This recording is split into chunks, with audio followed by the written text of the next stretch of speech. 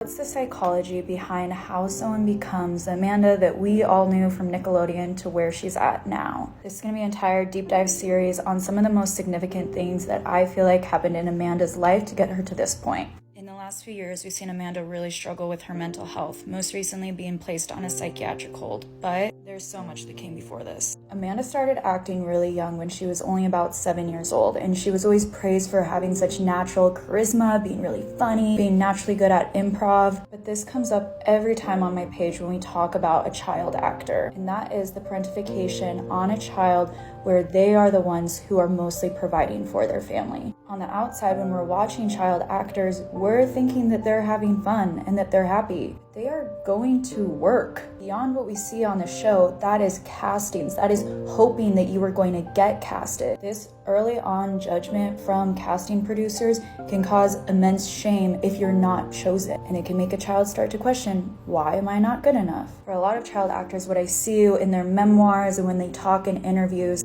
I always notice this manifestation into hyper-perfectionism and usually disorders that are first rooted in feeling out of control and trying to gain that control back. With a child actor, it's worth diving into the psychology behind your parents who put you in the spotlight. I'm going to get into later about Amanda's accusations against her father when she becomes older, which it's hard to know it's true because her mental illness has gotten flipped into people not really believing her accusations. There really isn't too much about Amanda's parents out there, but from the small snippets that I found, I'm seeing patterns that there was some type of difficulty, trauma, or unhealthy relationship.